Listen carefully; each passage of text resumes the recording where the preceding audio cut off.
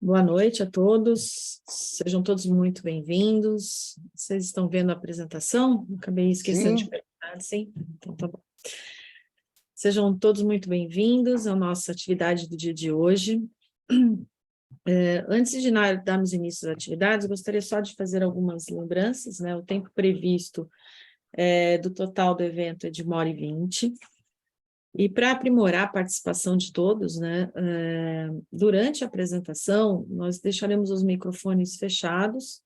Como o Frater falou agora há pouco, o chat estará liberado para já inclusão de perguntas, dúvidas, né, para que possam haver interação após a palestra. E após a palestra, vocês poderão, além do bate-papo, né, que vocês podem colocar no chat, levantar a mão, né, para falar, e todos os microfones estarão abertos após a preleção do palestrante. E como boas práticas, né, para um fórum, assim, caso o seu microfone ele seja aberto, nós pedimos que sejam rápidos em seus comentários e falem apenas o assunto pertinente do tema do dia de hoje. E, de preferência, faço agradecimentos por escritos no chat, né, para enviarmos para o palestrante posteriormente, caso a gente não consiga falar para o mesmo no dia de hoje. É importante saber também que esta atividade ela está sendo gravada para registros nos arquivos da MORC-GLP, razão pela qual os participantes aceitam ceder seus direitos de imagem. Os presentes que não quiserem ter sua imagem exposta podem voluntariamente manter suas câmeras e microfones desligados para fins de privacidade. Lembramos a todos também de que a abordagem utilizada na palestra se refere ao estudo e à pesquisa do palestrante, e não representa a palavra oficial da Ordem Rosa Cruz Amorque. Após a apresentação, nós teremos um espaço para perguntas e respostas, como dito anteriormente. Desta forma, pedimos que utilizem o chat para deixar os seus comentários. Para aqueles que não são membros da Ordem, e os que são, é sempre bom lembrar a missão e o propósito de nossa Ordem Rosa Cruz Amorque. Ela é uma organização internacional de caráter templário, místico, cultural e fraternal, de homens e mulheres dedicados ao estudo e aplicação prática das leis naturais que regem o universo e a vida. Seu objetivo é promover a evolução da humanidade, através do desenvolvimento de potencialidades de cada indivíduo, e proporcionar ao seu estudante uma vida harmoniosa que lhe permita alcançar saúde, felicidade e paz. Neste mister, a Ordem Rosa Cruz Amorque oferece um sistema eficaz e comprovado de instrução e orientação para um profundo autoconhecimento e compreensão dos processos que conduzem à iluminação. Esta antiga e especial sabedoria foi cuidadosamente preservada desde o seu desenvolvimento pelas escolas de mistérios esotéricos e possui, além de um aspecto filosófico e metafísico, também um caráter prático. Sendo assim, a aplicação desses ensinamentos está ao alcance de toda pessoa sincera, disposta a aprender e de mente aberta e motivação positiva e construtiva para tanto.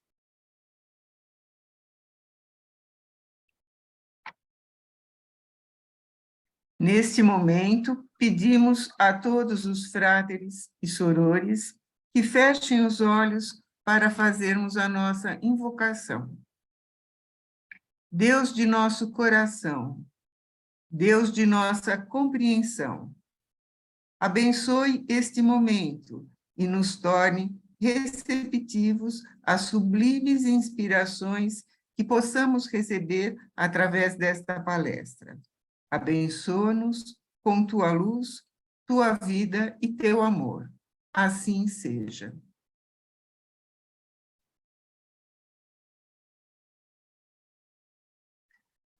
A palestra de hoje será proferida pelo Frater Rosa Cruz, S.I. Tiago Ormenese Rojas. A palestra será o martinismo e o esoterismo ocidental. O ensinamento transmitido ao martinista constitui para ele a nutrição espiritual pela qual ele vai fazer crescer o germe recebido em sua iniciação.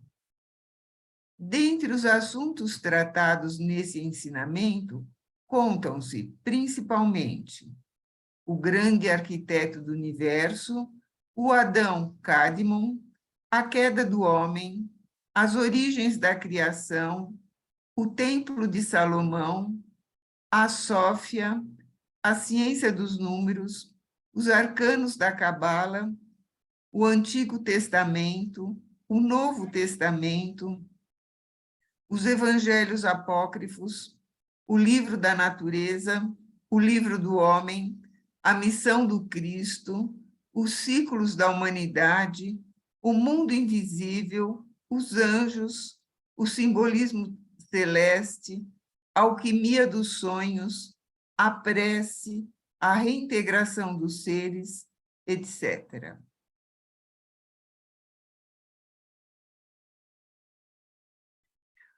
O fráter Tiago Ormenese Rojas é um fráter Rosa Cruz, ISI, grande conselheiro e mestre provincial da SP3-SI pela Epitada Martinista Campinas, ex-arquivista da Epitata Campinas, ex-mestre da loja Rosa Cruz Campinas, ex-monitor regional, oficial e voluntário da Ordem Rosa Cruz desde 2012.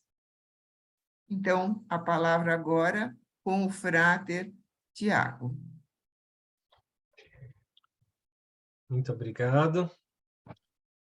Bom, primeiramente, gostaria de agradecer à equipe da Loja Campinas, né, por ter colocado a nossa palestra e ter sido muito sempre receptivos, né, e tenho uma admiração muito grande por toda a equipe e principalmente essa equipe de mídia, que desde a pandemia, né, começou esses trabalhos e tem sido muito importante para a expansão não só do organismo, mas de toda a nossa região SP3. Então, meus agradecimentos a isso. Bom, em segundo, eu gostaria também de aproveitar, né, e agradecer toda a equipe da Epitada Campinas, né, porque o pessoal tem sido muito, eles têm sido muito enfáticos assim nas atividades, eles têm trabalhado muito intensamente para manter a Epitada Martinista Campinas, né? E com certeza tem sido um canal de luz, da luz martinista, né? Para a nossa região. Então, eu agradeço. E aproveito também para falar que essa palestra, um dos objetivos dela é abrir, né, as portas aí para vocês que são Rosa Cruzes e que gostariam de iniciar os seus estudos martinistas, né, para quem é daqui da região, né? Eu sei que tem bastante gente aí de fora, inclusive internacional, né, o pessoal aí de Lisboa, tal, né, meus agradecimentos. E também, com certeza, então, um convite para você que gostaria de participar, então, dos trabalhos martinistas, né, na Epitada Campinas, que você possa fazer a sua iniciação ao grau associado, né, lembrando que para fazer a iniciação ao grau associado é necessário que você tenha concluído, né, tenha feito a iniciação ao primeiro grau de templo, né, na Ordem Rosa Cruz, tenha feito a sua inscrição na tradicional Ordem Martinista, através do site, né, da Ordem Martinista, e então se inscreva para fazer a iniciação. Nós teremos duas iniciações na Epitada Campinas, tá? A primeira iniciação será no dia 3 de dezembro, então já está aí, né, esse final de semana. Ainda dá tempo para quem quiser, né, colocar o nome e tal, a gente dá um jeito de encaixar, já tem bastante gente para fazer a iniciação, mas ainda tem vaga, e nós teremos uma segunda iniciação no dia 28 de janeiro, tá certo? Então, aqueles que ainda têm interesse em iniciar os seus estudos martinistas, aproveitem, tá? Eu posso deixar depois aqui o e-mail da Epitada para vocês, a Epitada Campinas, mas se vocês procurarem aqui pelos responsáveis aqui, com certeza a gente passa para eles também o e-mail dos responsáveis, tá? Lá para a iniciação, tá? Do arquivista lá da Epitada Campinas. Tá bom? Então é isso, pessoal. Mais uma vez, então, agradeço a oportunidade e vamos lá.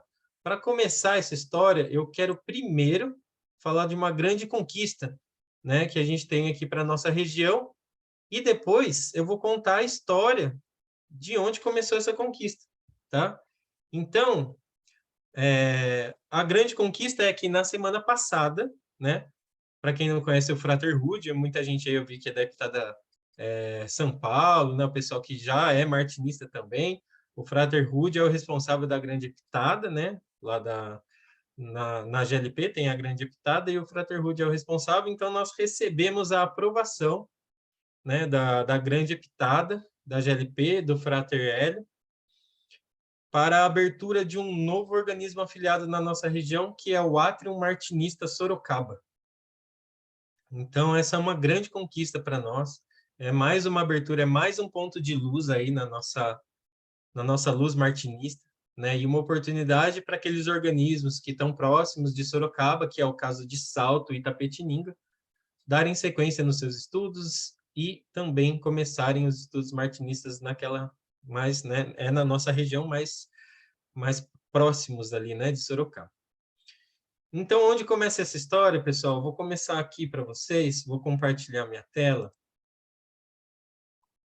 Na hora que estiver aparecendo aí, vocês me avisam. Beleza? Ok. Show. Pessoal, também o chat está aberto, tá? Então, como eu vou contar uma história, isso é muito importante falar, né? Como eu vou contar uma história, em alguns momentos dessa história tem talvez alguém queira complementar alguma coisa, porque vocês conhecem essa história, né? Muitos martinistas ali já passaram por isso, né? Por conhecer essa história. Então, às vezes tem um detalhe ou outro ali que vocês queiram compartilhar, né? Então, podem ficar à vontade, né? Então, o tema da palestra é o martinismo e o esoterismo ocidental, porque realmente o martinismo ele foi muito importante para que nós do Ocidente começássemos a ter acesso a ensinamentos que antes orientais e com todos aqueles termos orientais, né, em sânscrito, todo aquele ensinamento que antes ele era muito distante, né, das nossas, vamos dizer assim, das nossas formas de comunicação, né, e tudo mais. Eles foram trazidos à tona, né, através dos ensinamentos ocidentais e muito dele passando aí por toda essa corrente iniciática que tem correlação com o martinismo. Por que eu falei do átrio? Né? Porque a gente tem que entender que toda a corrente iniciática e todo esse processo, ele começou lá atrás. Né?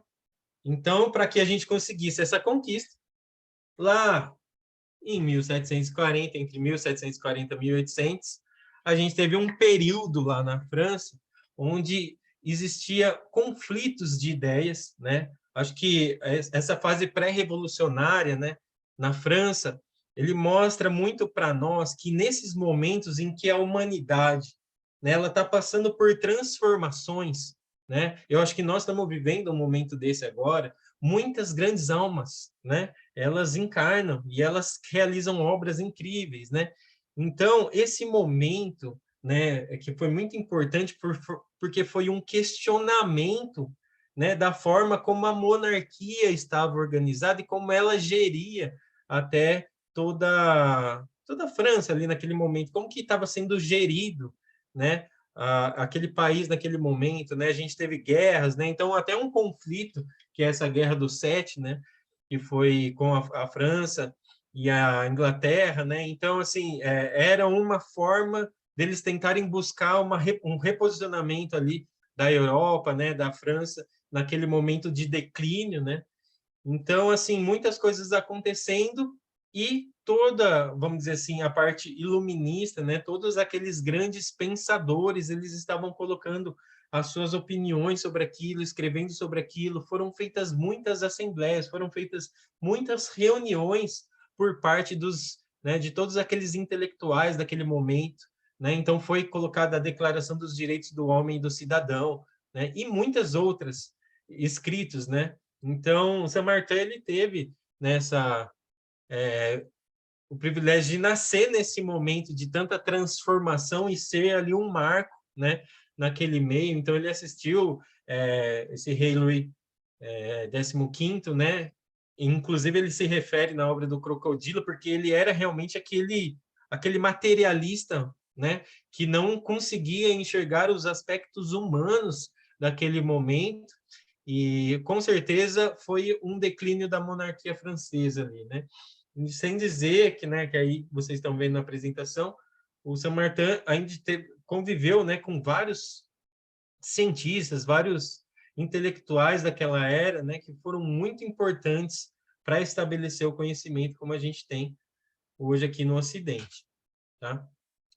Então, se não fosse Louis-Claude Saint-Martin ter nascido ali, né, em 1743, com certeza nós não teríamos aprovado o nosso átrio martinista de Sorocaba, né? Então, o Saint-Martin, eu acho que é muito interessante falar, né, que todo mundo fala, Saint-Martin nasceu numa família nobre. Sim, era uma família nobre. Só que a família dele não tinha grandes posses, nem era uma família tão conhecida. Era nobre porque eles tinham um sobrenome, né? Eles tinham uma referência ali na França, né? Como sendo uma família de corte nobre, mas era uma família muito simples, tá? Inclusive, né? Como eu falei, a França estava passando por um momento muito difícil de declínio econômico, né? E muitas outras coisas. E essa família, então, que São Martin nasceu, era uma família simples, né? E ele tinha, assim, acesso a ter uma boa alimentação, ter um bom estudo, e a grande riqueza, né, de São Martin, ele nasceu, e pouco tempo depois, a mãe dele morreu, né? Então, ele perdeu a mãe muito cedo, e quem cuidou dele foi o pai e a madrasta, né? Então, uma das grandes riquezas que eu posso dizer que ele tinha, né, era o acesso ao estudo. Essa madrasta era muito amada assim por ele, né? Foi ela que introduziu ele aos estudos, né? Foi ela que buscou colocar esses principais, vamos dizer, escritores que estavam escrevendo sobre filosofias mais espiritualistas, né? Abadi, né? Que ele diz ali que foi quando ele leu, né? De Abadi, ele leu A Arte de Conhecer a Si Mesmo, que daí ele teve um dos impulsos, né? De buscar a espiritualidade. Então, esse era o contexto ali, né? Do Saint Martin quando ele era pequeno, assim, o acesso aos livros, ao estudo era a maior riqueza dele, né? Então, ali a gente colocou que ele manifestou uma inteligência vívida, né? Ávida de idealismo. Então, aquilo já estava nele, né? Aquele embrião de um espiritualista, de alguém que vem para trazer à luz a busca pela verdade, né? Então, foi um grande místico cristão, né? E ele foi muito prestigiado, assim, era uma personalidade mesmo do iluminismo. Ele entendia que todas as oportunidades que ele tinha dentro, né, ali das apresentações artísticas, né, das reuniões entre os nobres da época, todas as oportunidades que ele tinha de falar, né, eram as oportunidades dele fazer realmente o trabalho espiritual dele, né? Então, São Martin foi formado em direito, ele trabalhou muito pouco, né, nessa área de direito. A verdade é que a vontade, né, de se formar em direito era do pai dele, né? Não era a vontade dele. Mas isso abriu grandes portas para ele. Tá? Entenda que naquela época, independente, né, dele ter cursado, é naquele ambiente de intelectuais, é naquele ambiente de estudo, né, que ele começa a ter essa oportunidade de conhecer grandes filósofos, né? E ele diz até que ele leu todos os filósofos, alguns dos filósofos materialistas, né? E que o veneno da serpente materialista não conseguiu pegá-lo, né? Mas assim, ele teve conhecimento de vários realmente autores importantes, né? De obras filosóficas daquela época, e graças a esse ambiente do estudo do direito, tá? Logo depois, pessoal, né, depois de um tempo de atuação, ele atuou, inclusive, em alguns casos, né? E ele fala que é uma coisa muito importante, né? Que ele fazia sempre a correlação entre o que era realmente a justiça né, daquele tempo, e o que ele estudava como as verdades eternas, né, a justiça do plano divino, né, e aquilo para ele não descia, né, aquilo para ele não fazia sentido, né, e ele teve a oportunidade de entrar num posto oficial militar aos 22 anos, né, ele conseguiu um cargo militar isso é interessante, né, você vê que na busca das verdades, quando a gente tem essa intenção, né, do estudo, parece que o caminho da nossa vida vai se abrindo para poder nos dedicar a isso. E ele conseguiu um cargo lá no regimento de Foz, que ele poderia ter mais tempo para estudar o ocultismo. Então ele tinha um cargo ali que não demandava tantas horas do dia dele. Então, no que ele podia, ele estava envolvido nos estudos das verdades, né? Então aqui ainda continua, né? O Louis-Claude Saint-Martin, conhecido como filósofo desconhecido, um homem amável, inspirador, misterioso, surpreendia toda a nobreza, como eu falei, né? Todas essas oportunidades que ele tinha de falar, ele sempre inspirava muito todos, né? Escrevia seus livros sob o pseudônimo de filósofo desconhecido. Essa nomenclatura, esse pseudônimo dele, tem, ao mesmo tempo que tem essa sutileza, né? Que ele traz, né? Tem até uma frase, tem até um conhecimento, né? Tem até um escrito dele que ele fala assim: resolvi fazer o bem, mas sem fazer barulho, porque descobri que o barulho não fazia bem e que o bem não fazia barulho. Né? Então tem tudo a ver com esse título, esse pseudônimo. Mas além disso, né, o que ele via? Que muitos daqueles que buscavam esse conhecimento esotérico, eles tinham um ego muito elevado. Em tudo eles colocavam um nome, sabe?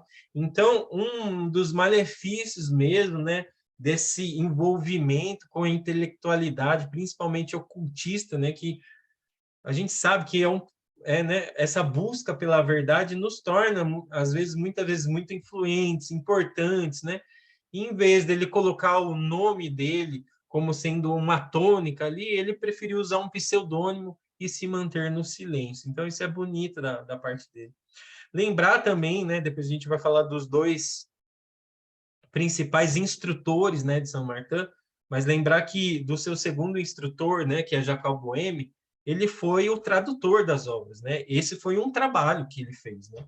Então, não só no sentido dele buscar na essência de Jacob Boehme aquilo que ele entendia, né, como parte da sua busca, como parte do caminho iniciático, mas também de ler os livros, né, em alemão e fazer as traduções para o francês. Isso foi muito importante, né, para que as obras de Jacob Boehme ganhassem realmente depois uma amplitude maior, né? Aqui tem uma frase que eu achei bem legal, né? Que ele fala que tudo que então empreendeu tinha um só objetivo: afastar os homens de suas preocupações materiais e sensibilizá-los para o mundo espiritual. Então, depois os livros de Saint-Martin, né, ganharam muita notoriedade na França, na Alemanha, na Inglaterra e mesmo na Rússia, né? Joseph tem muitos nomes aqui em francês, eu dei uma pesquisada na pronúncia de alguns, tá, pessoal? Mas, né, não garanto aí que vai sair tudo da forma como deveria, tá? Joseph Maistre, né, via nele o mais sábio, o mais instruído e o mais elegante teósofo moderno. Ele tem uma sabedoria temporal. Isso é real, pessoal. É uma sabedoria temporal porque ele usa palavras simples. Então, quando você tem acesso, né, aos escritos de Saint Martin, isso é muito legal, assim, de você conseguir compreender a forma como ele traduz as coisas, um pouco diferente do que a gente vai falar de Martinez de Pasquali e do próprio Jacob Boehme, né? Que são leituras um pouco mais de meditação, leituras que têm algumas palavras que nós vamos encontrar o significado com as chaves do conhecimento, lendo outros materiais, né? Agora, Saint Martin, Louis-Claude Saint Martin é direto para o nosso avanço pessoal em virtude e verdade, uma qualidade é suficiente, ou seja, amor. Para avançar a humanidade, deve haver dois: amor e inteligência. Para realizar o grande trabalho, a grande obra, deve haver três: amor, inteligência e atividade. E ainda, o amor é sempre a raiz e a fonte. Né? Então, por que ele coloca, né, realmente, né, na interpretação da evolução, o amor para nós, para a humanidade, o amor, né? Então, e a inteligência, que é necessário para a construção da nossa conscientização. A gente vê o nosso país, os países em desenvolvimento, o quanto faz falta o progresso da consciência para que nós conseguimos elevar, né, as nossas questões, né? Então, como humanidade. E a grande obra, não adianta a gente ter o amor e ter a inteligência, mas não partir para a atividade, né, que é a ação. Então, né, São Martin, eu coloquei aqui até engraçado, São Martin no caminho do martinismo, né? A gente sabe que o martinismo tem como base os seus ensinamentos, né? Então, qual o caminho que foi trilhado para a gente chegar nessa base de conhecimento, né, do martinismo? Então, nós temos um encontro decisivo, né? O São Martin, nesse trabalho que ele teve, né, no exército, né, quando ele estava ali, cumprindo, né, aquele trabalho dele, que, vamos dizer assim, corriqueiramente é o que trazia o sustento dele, né, ele encontrou um amigo, né, lá, que era iniciado numa ordem, né, que é a Ordem dos Cavaleiros Maçons Elos Coen do Universo. Então, ele conversou sobre Saint Martin, sobre essa ordem, né? Saint Martin já era iniciado, ele já tinha vivências em outras ordens, e além, né, de todo esse estudo esotérico que ele vinha, né, desde ali de jovem mesmo, ele teve acesso à ordem, né, dos Cavaleiros Maçons Elos Coen do Universo, que é uma ordem construída por Martinez de Pasquali, e Martinez de Pasquali é nomeado para ele como seu primeiro instrutor, né? Então, ali eu tenho um resuminho de que é Martinez de Pasquali, mas assim, é muito instigante. Toda essa história que envolve o martinismo e as pessoas que estão em volta disso, assim, são histórias muito instigantes. Cada nomezinho ali que você vê, que você vai se aprofundar, você vai ver o quanto importante, né, são esses místicos aí, esses mestres do passado, né? Então, Martinez de Pasquali é místico, adepto e teurgo do século XVIII. Ele está em volta de mistérios. Segundo a tradição, ele era versado na sabedoria secreta, oriunda do Egito, da Grécia e do Oriente. Mais que isso, olha só que interessante, né? Martinez e Pasquali tinha um outro... O pessoal falou que esse era um dos nomes que ele era chamado, mas o nome completo de Martinez de Pasquali era Jacques de Livron Joaquim de Latour de la Casa Martinez de Pasquali, né? Então, ele nasceu em 1727, e o mais importante ali para entender, o pai de Martinez de Pasquali, ele tinha uma patente maçônica emitida por Charles Stuart, né, que era o rei da Escócia, da Irlanda, da Inglaterra, né? Ele era fechado em 20 de maio de 1738, essa carta que ortoligava, né, ortogando-lhe o cargo de grande mestre delegado, com autoridade para levantar templos para a glória do grande arquiteto do universo e transmitir a referida carta patente ao seu filho maior. Martinez Pasquali recebeu, né, todas essas documentações quando ele tinha 28 anos, com a morte de seu pai.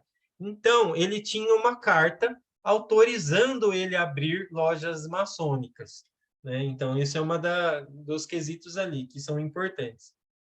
Outra coisa que é importante saber sobre Martinez de Pasquali, até a Odete fala nesse sentido, que ele era um médium de materialização, né? Se a gente fosse pegar pela corrente espírita ali, né? Ele tinha o poder de manifestar no templo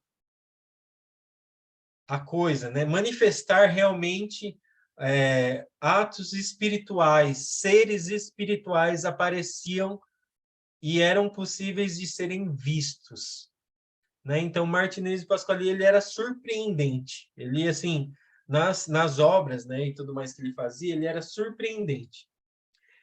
E, então, o Louis-Claude Saint-Martin, quando foi para Los Cohen, teve esse contato com Martinez de Pasquali, ficou surpreendido com a forma como Martinez de Pasquali executava, então, aqueles rituais, né, que a gente chama de rituais teúrgicos.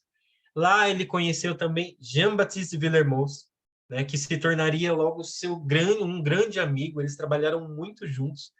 Então, nesse processo, né, o Louis-Claude Saint-Martin foi iniciado na ordem, né, aos 22 anos, e chegou, né, ao mais alto grau da ordem, né, o grau José Croix. E lá, né, o que a gente coloca, que é muito importante, é que desde que ele teve o contato, né, direto com os ensinamentos do Elos Cohen do Universo, o formato daquele ritual, ele já se questionava, né, e já até perguntava a Martinez de Pasquali, será necessário todo esse trabalho para nos conectar a Deus? Esses rituais, muitas vezes rituais baseados que deveriam ter todo um trabalho envolto de cada um dos seus membros, né? Através de jejuns, através de momentos que ele tinha astronomicamente, né? Então, tinha os momentos certos do ritual, né? E tudo aquilo abriam portas, né? Que a gente vai falar, então, essas portas eram de contato, né? Com outros planos. Então, era necessário tudo isso? Era o que ele já questionava, né? Depois a gente vai entender também. Então, Saint-Martin, né? Em 1771, ele deixou aquele cargo que ele tinha do exército, né, e para poder se dedicar inteiramente ao ministério espiritual.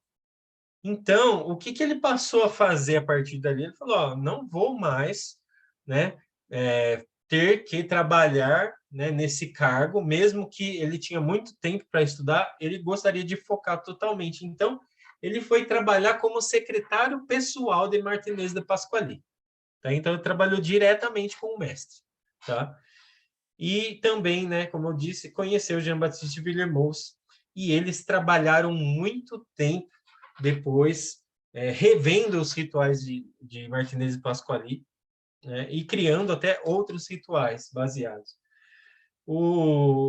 Uma coisa importante também de falar sobre Martinez de Pasquali é que a grande obra de Martinez de Pasquali, e que é um dos livros do estudo da tradicional ordem martinista, até no primeiro ano, que é o grau associado, é o Tratado da Reintegração dos Seres. Tá? O Tratado da Reintegração dos Seres, depois mais para frente a gente vai falar um pouquinho mais sobre ele, mas ele é um livro que a gente chama de Midrash, né? Midrash é quando você pega o Antigo Testamento e comenta o que está ali dentro do Antigo Testamento, fazendo pontuações sobre os ensinamentos. E, nesse caso, de modo mais esotérico. Tá? Então, todos os patronos, todos, né, aqueles grandes patriarcas, né, da história bíblica, eles são levados para dentro do Tratado da Reintegração e são, de certa forma, colocados ali, né, todos eles num estudo mais abrangente no aspecto iniciático, né, no aspecto de conexão divina, e também coloca o homem, né, como sendo o agente da reintegração e trata Cristo como o grande reparador. Né? Então, tem muitas coisas interessantes nesse tratado. A estrita observância templária, né? Então, essa ordem, né, ela se reorganizou adotando uma parte dos ensinamentos de Martinez de Pasquali, né? Então, e criando os cavaleiros benfeitores da Cidade Santa. Então, foi o que eu falei, né? Jean-Baptiste Villermoz, junto com Louis-Claude Saint-Martin, eles começaram a criar um ensinamento baseado, né? Ali no do Martinez e Pasquali. E importante falar, né? Acho que aqui depois a gente já vai passar um pouco mais à frente. Martinez de Pasquali foi a uma viagem, era em outro continente, agora eu não lembro, Antilhas, né? Ele teve que ir tratar de um assunto relacionado às suas heranças, né? Eles tinham muitas heranças em outros lugares. E ele deixou o Jean-Baptiste Villermoz cuidando da ordem, né? Assim, junto com o Louis-Claude Saint-Martin, mas Jean-Baptiste responsável pelos trabalhos executados pelo Oelos Cohen do Universo, e ele foi resolver, né, essas questões e não voltou, né? Martinez Pasquali morreu lá, ele trocou algumas cartas com eles, né? E uma das histórias interessantes é que quando ele saiu de lá, essas manifestações que ele fazia ficaram a cargo de quem? Jean-Baptiste Villermoz e Louis-Claude Saint-Martin. E o trabalho muito duro deles para conseguir conectar a esse outro plano, né? O que eles chamam de a coisa, né? Que é um agente, né? É um agente divino que faria então passar esse conhecimento, né? E eles não estavam conseguindo realizar isso, né? Essa conexão com esse agente. Então, o Jean-Baptiste Villermoz, vendo a insatisfação daqueles obreiros, né, encaminhou uma carta para Martinez de Pasquali e teve uma resposta muito dura, inclusive fazendo uma punição a ele, né? E dizendo que eles deveriam trabalhar sem descanso e cada vez mais unidos para que conseguisse, então, atingir aquela relação divina com esse ser. E isso é muito interessante porque eu sempre levo muito isso para dentro dos nossos organismos afiliados. Por menor que seja o organismo e que tenham ali as pessoas, se elas estiverem trabalhadas, empenhadas, de coração aberto, né? Todas as convocações e os conventículos, eles vão acontecer da forma mais harmoniosa possível. Então, isso é muito importante que a gente sempre leve um ensinamento de que a luz está presente nos nossos corações, mas não é um que faz, não é o mestre que faz, não é o capelão que invoca, né? No caso, não é o orador do conventículo, né, que invoca. Somos todos unidos que conseguimos atingir esse objetivo. Então, ali a gente também está citando agora Jacob Boehme, né? Então, Strasbourg foi por intermédio de Madame de la Brousse e de Rodolfo Zeisman que ele tomou conhecimento das obras de Jacob Boehme. Então, Jacob Boehme nasceu em 1575, né? Então, o contato que Saint-Martin teve foi através dos seus ensinamentos. Jacob Boehme é uma figura muito intrigante e tem ensinamentos magníficos, né? Ele escreveu vários livros, inclusive, né, na editora da Ordem, a gente tem vários livros publicados, e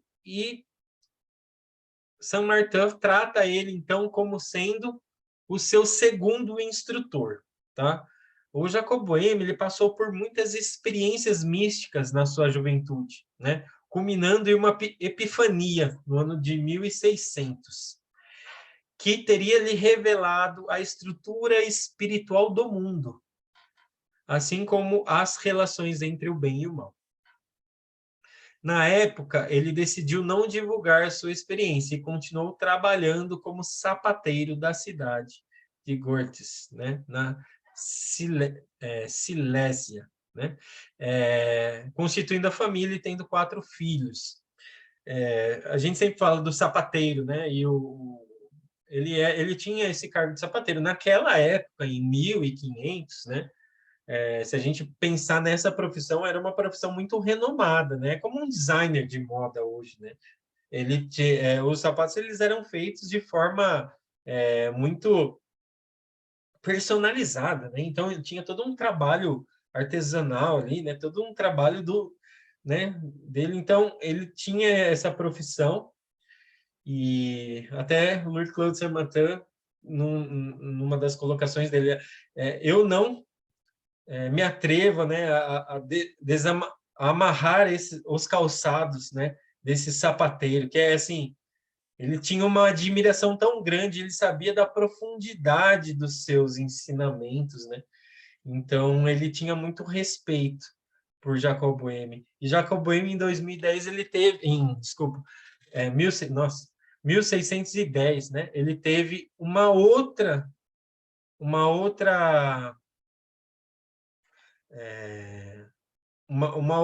dessas experiências marcantes que lhe foi revelado muitas coisas, né? Então, em 1610, na verdade, ele escreveu a sua primeira obra chamada Aurora. Mas o que é bacana de saber sobre uma dessas experiências, né? Tudo aqui são histórias, né, pessoal? Então, essas histórias elas são muito marcantes no processo ali de aprendizado e que levam à base do martinismo. Jacob Boehme, ele estava sentado e ele estava observando um vaso de estanho, né? Ele estava naquele momento tão compenetrado na visão que ele tinha do sol refletindo sobre aquele vaso, que naquele momento ele recebeu uma iluminação que é essa que está escrito, né? Que ele fala que ele recebeu naquele momento mais conhecimento do que ele se tivesse passado 5, 10 anos numa universidade, em 5 minutos, daquele momento que ele teve esse êxtase espiritual. Então, ele recebeu muita informação e os livros dele são muito intensos, né? Quando você lê um parágrafo, você consegue compreender o que ele está dizendo. Assim, são muito intensos porque a verdade está ali, sabe? Brotada mesmo nos ensinamentos. Então, esse foi o segundo instrutor, né? Aí ele até fala aqui, ó, é a Martinez de Pasquali que devo minha iniciação às verdades superiores, e a Jacob Boehme que devo os passos mais importantes que dei nessas verdades. Então, essa aqui é só para a gente, né, concluir, então, a parte falando de Louis-Claude Saint-Martin, né, nesse período aí, trazendo à tona essa luz dos seus conhecimentos e do seu aprendizado nesse processo que ele teve, né, das outras ordens. Ele veio a falecer em 13 de outubro de 1803, e vendo ali, né, o nascimento dessa nova era, né, de Napoleão Bonaparte, né? Então, ele viu mesmo o final, vamos dizer, daquele período todo da França e o nascimento de um novo mundo, né? Para eles, né, se a gente pode dizer assim, né? Um novo período, né? Da francês e que, com certeza, todo o mundo participou daquilo, né? Então, ele escreveu Dos Erros da Verdade, né, em 1775. Ele escreveu o quadro natural das relações entre Deus, homem e universo, o homem de desejo, né? Esse homem, o novo homem, o espírito das coisas, o ministério do homem-espírito. E ele fez as traduções, né, da Aurora Nascente, né, Jacob Boehme, os 3 princípios da essência divina, né, todos eles Jacob Boehme, todas essas que estão listados ali, tá? E 29 de maio de 1824 morre também Villermoz. E aí, pessoal, como que esses ensinamentos conseguiram né, chegar aos nossos tempos? Então, com certeza, né, toda a divindade ali se ocupa, né, de fazer com que as pessoas realmente as almas preparadas conseguissem dar andamento, né, a todo esse processo iniciático que começou lá atrás. Louis-Claude Saint-Martin ele criou um pequeno grupo, né, que era o grupo dos filósofos desconhecidos, era um círculo, né, dos íntimos, né? Era um pequeno círculo, né, onde foram iniciadas várias pessoas, né, vários grandes místicos que foram depois dando sequência nessas iniciações, até que essas iniciações da corrente iniciática de Louis-Claude Saint-Martin chegaram em Augustin Chavuzot e Papy, né? Então, um outro detalhe interessante também é que durante a Primeira Guerra lá, esses compilados de ensinamentos que Jean-Baptiste Villermoz, né, junto com, lógico, Lucas Samartin, mas com o Elos Cohen do Universo, com a estrita observância templária, tudo isso que eles conseguiram juntar, até o que eles receberam dos ensinamentos, né, que eles chamam da coisa, desse agente divino, eles foram colocados em baús. E na guerra, um desses baús foram perdidos, né? Dizem que foi até propositalmente que isso aconteceu, né? E um dos outros, né? Quem recebeu isso foi Jean-Baptiste Villermoz Neveu, que era sobrinho de Jean-Baptiste Villermoz. E desses ensinamentos, parte conseguiu chegar na mão de Papy, né? É isso que tem na história. Independente, né? Foram as correntes iniciáticas que realmente juntaram Agostinho de Chavuzot com Papy, e eles, inclusive, trocaram iniciações, né? Então, eles tinham as mesmas iniciações depois desse momento.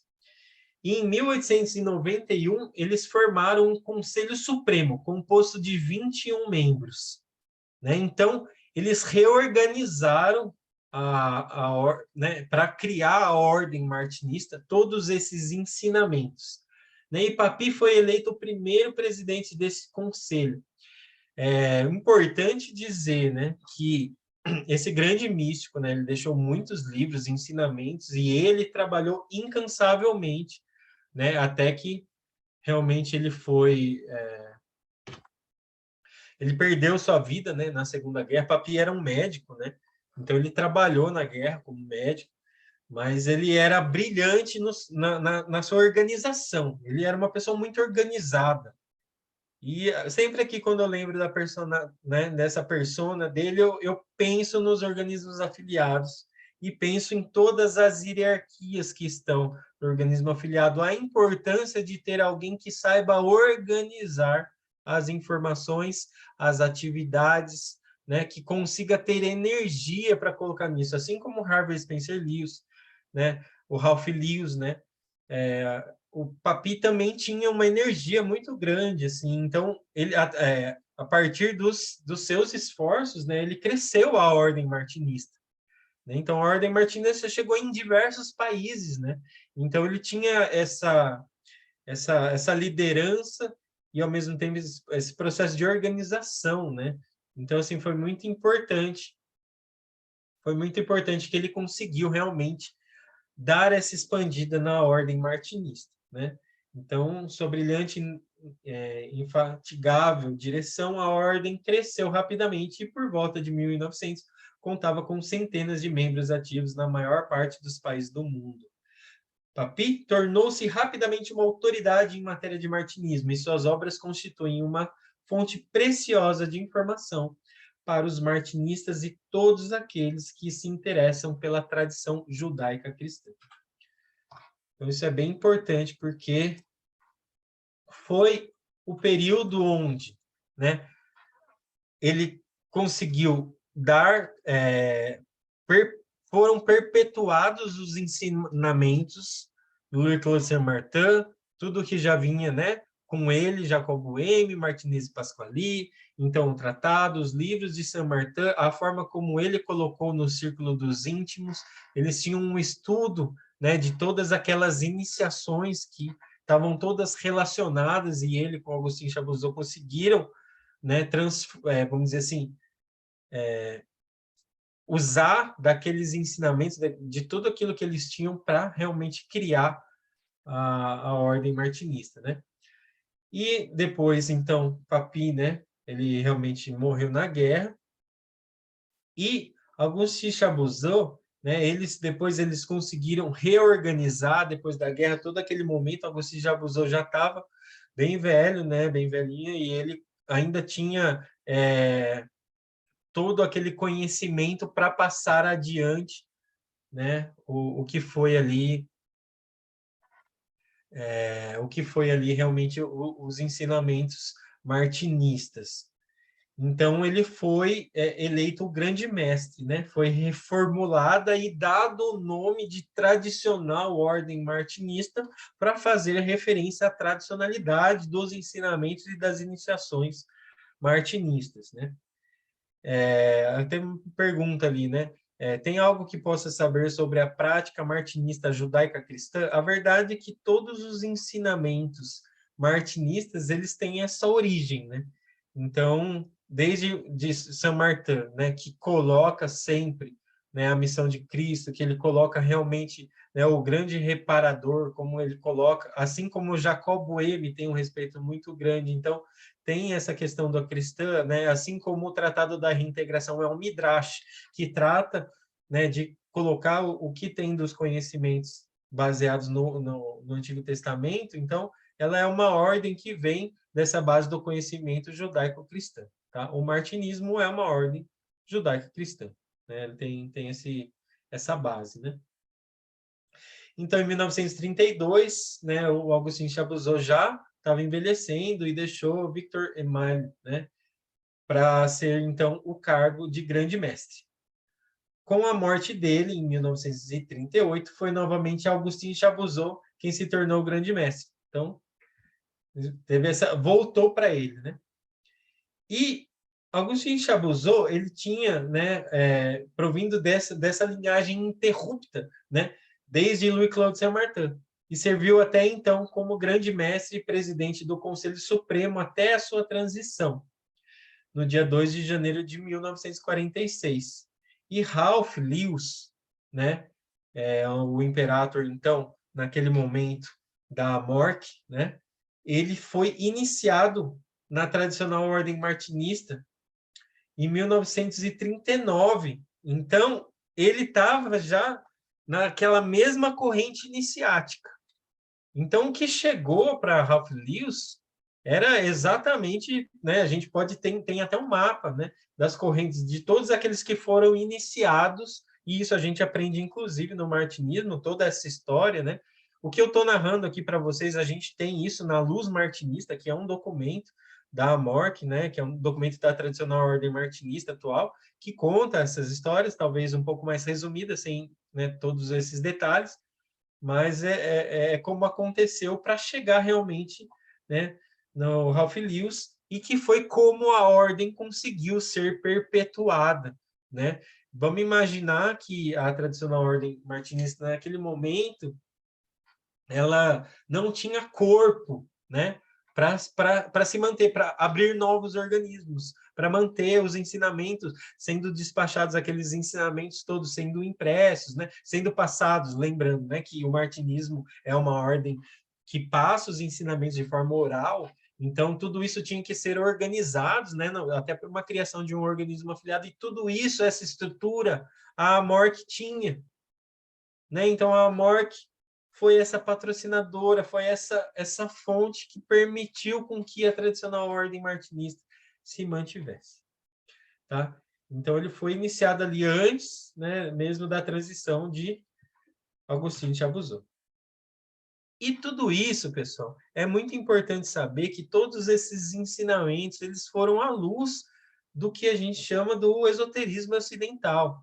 Né? Então, tem ali nos ensinamentos uma parte que a gente fala que esses mesmos mestres aqui da Alemanha, da França, que foram até o Oriente para buscar o conhecimento, muitos deles ali não entendiam, não compreendiam, não sabiam, né, vamos dizer assim, o que queria dizer os ensinamentos passados em sânscrito, né? O que estava lá desde de budismo, desde do esoterismo, né? Mais ali tibetano e tudo aquilo ali, mas aquilo não conseguia chegar à luz do conhecimento assim tão fortemente, né? Como essa comunicação de tudo aquilo que teve envolto desse ensinamento ali do martinismo.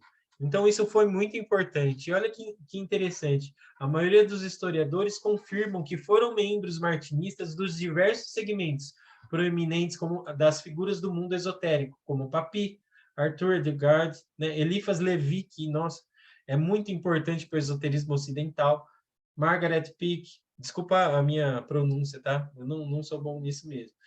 Henri Delage, Maria... então, a gente tem Helena Petrona Blavatsky, o Coronel Olcott, né? Então, Blavatsky e Olcott, né? Fundaram a teosofia. Então, olha a importância disso. A própria Anne Besant também, da teosofia, né? E a gente pega o Larry Bitter, que tem vários livros muito importantes para o esoterismo, né? E muitos outros Rosacruzes e maçons da Inglaterra, Alemanha, Bélgica, França e Estados Unidos. E a partir dali, com certeza, surgiram outras, né, ordens martinistas. Então, ali a gente tem uma relação de ordens martinistas, né? Até a ordem dos filósofos desconhecidos, tem até uma ordem martinista do Elos Cohen atual, né? E todas essas, a ordem martinista sinárquica, né? Então, várias ordens que continuaram propagando esses ensinamentos. E onde a gente vai chegar ali, né, que é a base do ensinamento da tradicional ordem martinista e que é a grande chave, né, da interpretação, é quando Louis-Claude Sarmatin diz que não é a cabeça que precisamos abrir para avançarmos no caminho da verdade, mas o coração. Quando ele questiona Martinez e Pasquali e fala que era mesmo necessário tudo aquilo, depois ele vai buscar, juntando com os conhecimentos de Jacob Boehme e tudo mais, que a forma de se conectar a Deus é através da prece do coração, da via cardíaca, da senda do coração. Isso é muito importante, porque a gente tem isso dentro do conventículo, né? A gente sempre se posiciona, né? Coloca o coração na palavra, né? E isso a gente leva para conseguir compreender esses ensinamentos. Então, os ensinamentos da tradicional ordem martinista, né, eles estão baseados, né, eles foram organizados em 3 graus. Então, aqui, para quem realmente quer conhecer e aprofundar na ordem martinista, e se quiser fazer a iniciação para um dos nossos organismos, né, seja aqui, seja, né, na Heptada de Lisboa, né, seja onde for, né, entender a importância, né, dessa organização. Então, são 3 graus, né, é o grau associado, iniciado e o SI, que é o superior incógnito, né? Esses graus são divididos em 2 anos, tá? Geralmente é um encontro por mês, então são 6 anos, mas um encontro por mês, né? Então a gente também tem a sessão de oratória, você recebe o material, né, da tradicional ordem martinista em casa, e assim como na ordem Rosa Cruz, você faz o estudo, né, no que a gente chama de oratório, né? Então você monta o seu oratório e faz o seu estudo. E tem um conventículo martinista, que é onde são passados de forma oral. E para conseguir esses graus, você deve frequentar uma heptada ou um átrio martinista. As iniciações são feitas, né, as 2 iniciações de iniciado e SI são feitas somente na heptada. E a de associado pode ser feita num átrio martinista, né? No martinismo, nós utilizamos vestes, assim como os oficiais na Ordem Rosa Cruz, mas todos os estudantes martinistas têm vestes, né? A gente chama uma veste branca. E os oficiais martinistas, né? Então, mestre, arquivista, sentinela e côgnito associado, iniciado e orador. Quando a gente fala dos ensinamentos, então, até aquilo que estava ali, né, na abertura, quando o pessoal fez a sinopse da palestra, eles colocaram lá todos os ensinamentos, né? Com certeza a gente não falaria sobre todos os ensinamentos, mas aquilo é a base do conhecimento martinista, né? Então, todos aqueles ensinamentos, eles fazem parte dos estudos dentro desses 3 graus, tá? Os ensinamentos da tradicional ordem martinista, a gente tem, então, esse Tratado da Reintegração, essa é a capa da edição atual, né? e é um livro de compreensão que tem que ser dedicado com vamos dizer assim, muitos períodos de meditação e releitura, né? É um livro que precisa estar conectado com você no momento da leitura. Conectado com, como eu digo assim, por exemplo, tem até Jean-Baptiste Villermoz, ele deixou instruções, né, para ler esse livro, né? E uma das coisas que ele fala é assim, você tem que criar uma conexão. Então, não dá para você ler esse livro e ler outro livro ao mesmo tempo, entendeu? É aquele momento da sua vida que você vai ler esse livro e todo dia ler esse livro e criar uma conexão com esse livro, né? E assim, para vocês entenderem até a partir da onde, né, o livro ele vai falar, então ele vai falar o seguinte no início: antes do tempo, emanou Deus, seres espirituais para a sua própria glória. Na sua imensidão divina, esses seres deviam exercer um culto que a divindade lhes fixara em leis, preceitos e mandamentos eternos. Então, né, se a gente for falar de cosmogênese, se a gente for falar desse princípio da criação do universo, a gente está falando antes do tempo ser tempo, né? Deus emanou, né? Então, ele partiu dele, né? Foi emanado, não foi nenhuma criação, foi emanado dele. Criaturas espirituais. E depois a gente vai entendendo, utilizando o que a gente chama ali do mapa, né, do quadro aqui, ó. A gente tem exatamente todos os ensinamentos que são tratados, né, dentro do Tratado da Reintegração, nesse mapa universal, né, do quadro universal, a gente tem ali os princípios da criação, né? A gente tem ali os princípios dos seres que estão dentro de cada um dessas circunferências, desses círculos, né? A gente tem também uma outra representatividade ali para que quando entra na matéria a gente trata do círculo do fogo central incriado. Então a gente tem várias representações, né, simbólicas para a gente conhecer esse processo da criação, tá? Então lembrando que ele é um midrash, né, como eu falei, e esse livro ele é incompleto porque em algum momento onde ele estava terminando o livro que ele realmente ia tratar da parte de Cristo, né? O Martinez Pasqualini, então, né, passou pela transição, então ele não terminou o livro, mas a gente consegue dar sequência nisso utilizando os próprios livros que vêm de Jean-Baptiste Villermoz, né, e Luc Saint-Martin. Então, esse é um dos ensinamentos, né, que a gente tem. E outros ensinamentos, né? Não sei se eu estou no tempo aí, pessoal. Se puderem só me posicionar. Eu estou indo para o final. Ele tá no final, né? Está no final. Tá Quanto bom. tempo a gente tem? Não, o tempo é aberto, né? Mas Tá. está no Não, final, mas tá ótimo. está no final. E dentro dos ensinamentos, então, a gente vai pegar ali os livros de Luc Saint-Martin, né? O Homem da Torrente, o Homem de Desejo, o Novo Homem, o Homem Espírito.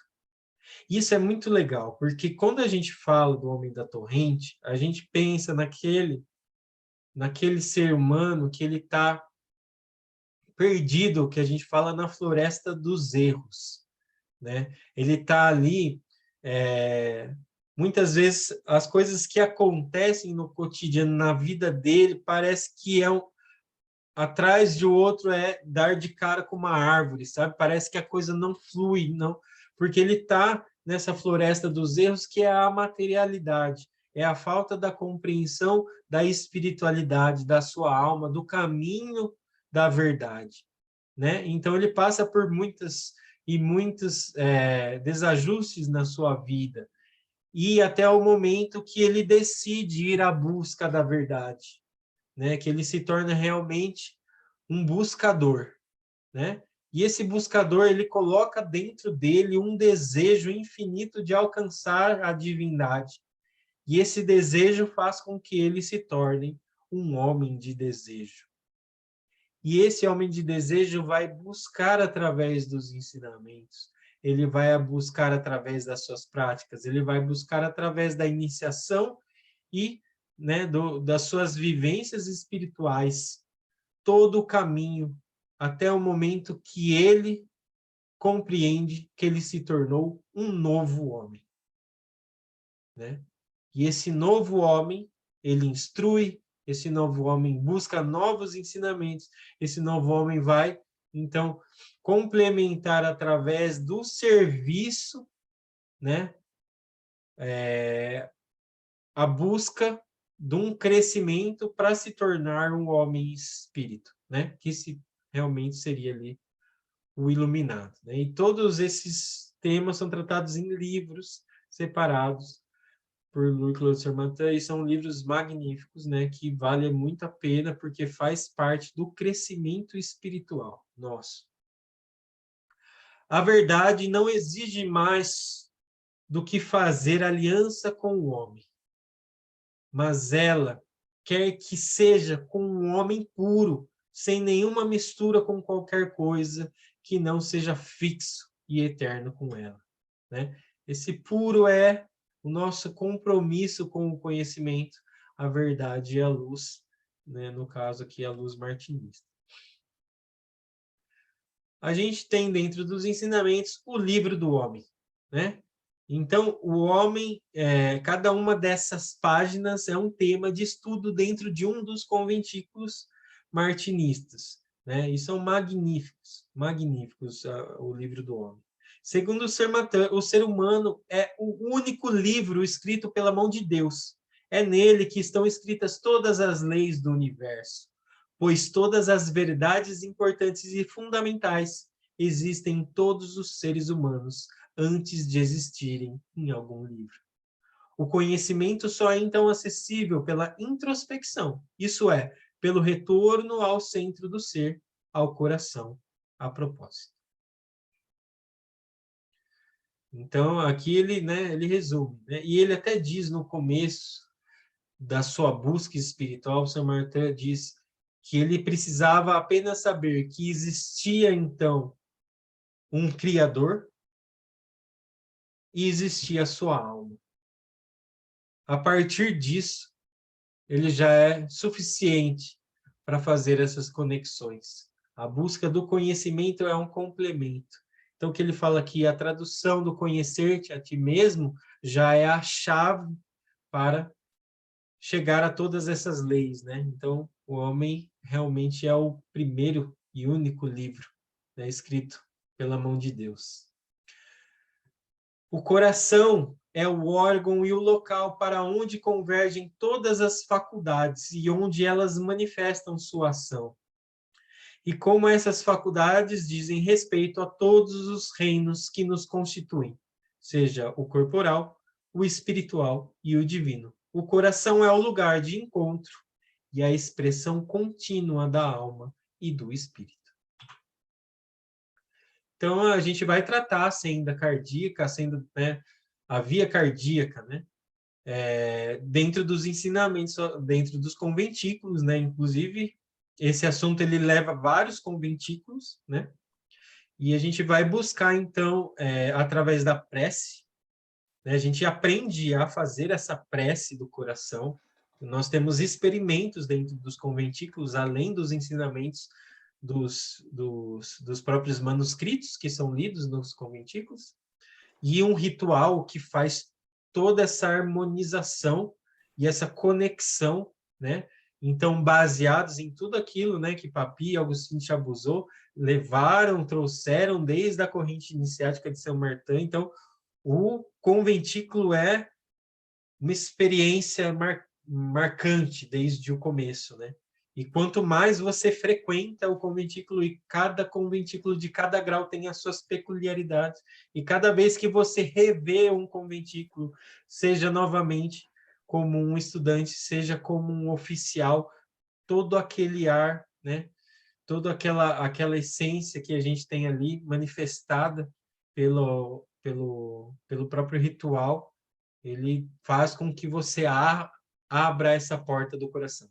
né? E a gente até aprende que o coração tem duas portas, né? Então, a gente aprende a abrir a porta correta do coração.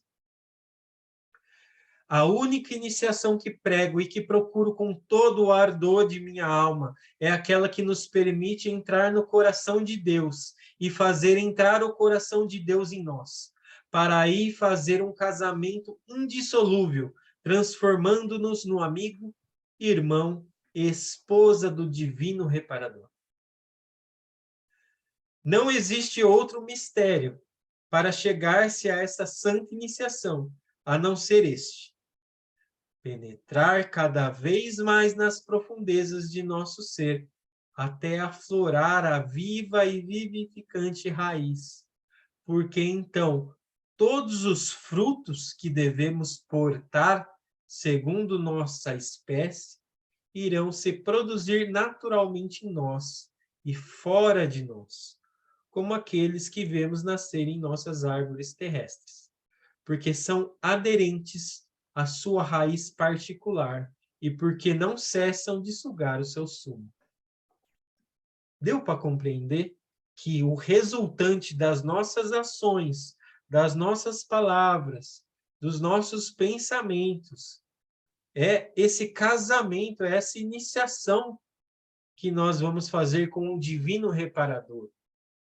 Então, nessa busca interna, nos projeta através depois de nossas práticas, quando eu vou assumir como um oficial de organismo, como eu vou assumir como sendo, né, um oficial administrativo, um dignitário, quando eu vou trabalhar dentro de uma comissão do organismo afiliado, é essa raiz que nós vamos buscar dentro de nós. É aí que nós vamos manifestar, né? Para que, sim, então, seja possível a fraternidade. Tá vendo quanto tempo levou para a gente conseguir aprovar o Átrio Martinista Sorocaba? Toda essa história. Por isso que eu falo, o respeito com os iniciadores, o respeito com a corrente iniciática. Quando nós compreendemos a força do cordão e respeita todos esses mestres do passado, é quando a gente, de fato, percebe o quanto é o privilégio de estar dentro de um organismo afiliado, de fazer parte de uma egrégora como essa. É muito trabalho, é muita vontade de executar, sabe? E é um princípio espiritual ativo e que passa pela perpetuação que vem dessa, né, dessa força divina, mas que depende de nós.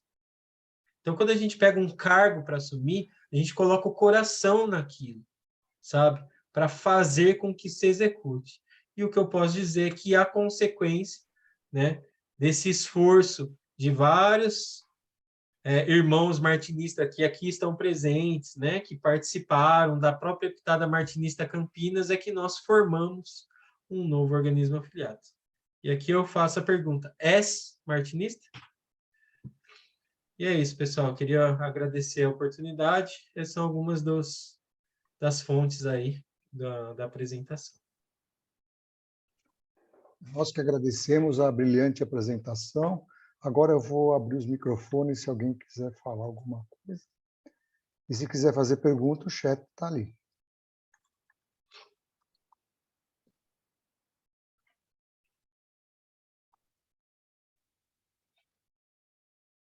Se você quiser tirar a apresentação, Era isso que eu isso fica melhor. Isso.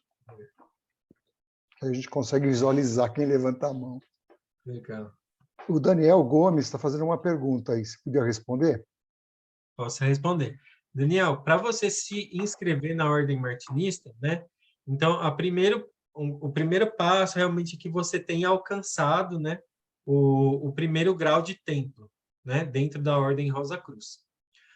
Com isso, abre-se a porta da tradicional Ordem Martinista. Você pode fazer a sua inscrição pelo site da Ordem Rosa Cruz, né? Tem um link lá para você chegar na Ordem Martinista. Tem o próprio site, né, da TOM, e você pode fazer a sua inscrição lá. Já vai receber os manuscritos e tudo mais, mas assim que você faz essa inscrição, você também pode fazer a iniciação ao grau associado em um dos organismos da tradicional ordem martinista. Tá? Então, só relembrando, né, não sei se todo mundo estava no começo, mas no dia 3 de dezembro, agora, nós teremos uma iniciação ao grau associado para a abertura de uma nova classe na Epitada Martinista Campinas, e depois nós vamos ter uma nova iniciação no dia 28 de janeiro. Tá? Então, aqueles que quiserem se preparar, né, então já vão se preparando para essas iniciações.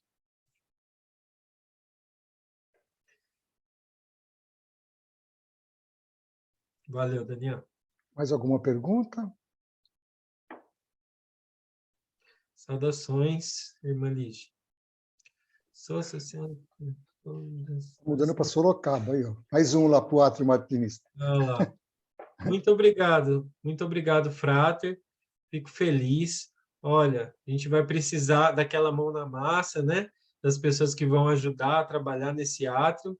Então, agora nós tivemos a devolutiva, né? Então, nós temos autorização já, o átrio já está fundado lá pela GLP, agora nós vamos fazer a consagração do templo. Então, olha só a oportunidade, hein? Até para todos aí. É um templo pequeno, né? Mas a gente vai abrir a inscrição ali para aqueles que quiserem participar desse ritual de consagração e preparar para a abertura das salas lá, né? Nós vamos ter com certeza todas as salas, né? Do grau associado, iniciado ISI, e nós vamos divulgar um calendário assim que a gente já tiver consagrado. A ideia é que ali para fevereiro, final de fevereiro, a gente já começa os trabalhos, tá bom?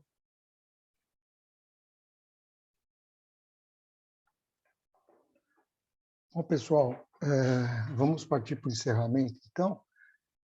Tiago, quer fazer o seu encerramento oficial? Obrigado a todos. Vou fazer, então. Para finalizar, então, vamos só rapidamente, né, fechar os olhos e nos conectar com a luz martinista.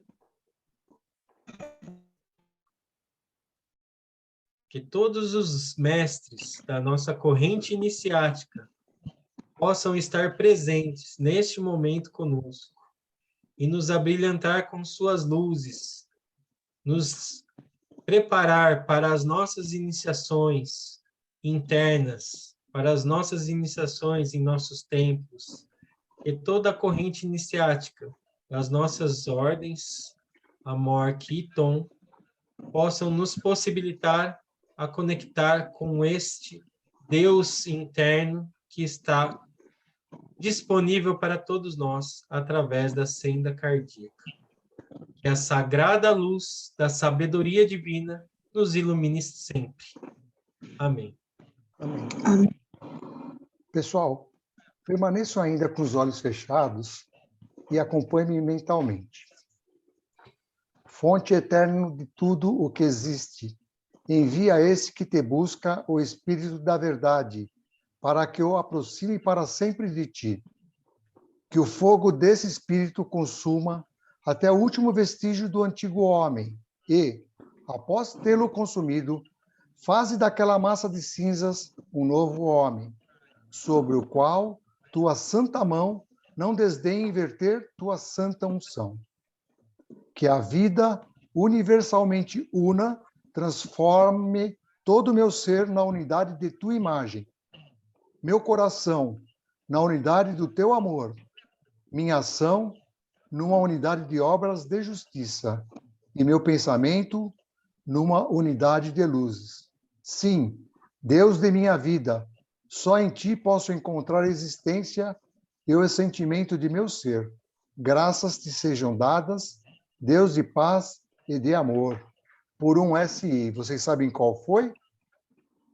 Essa é a prece de São Martin. Magnífico. Muito bom. Amém. Muito obrigado a todos e até o nosso próximo encontro. Queca, você está por aí para mostrar o último slide aí? Sim, estou. Você que levantou a mão? Não, foi na sem verdade, eu querer? bati palma. Foi sem querer. Ah, bateu palmas. Ah, tá bom. Desculpa.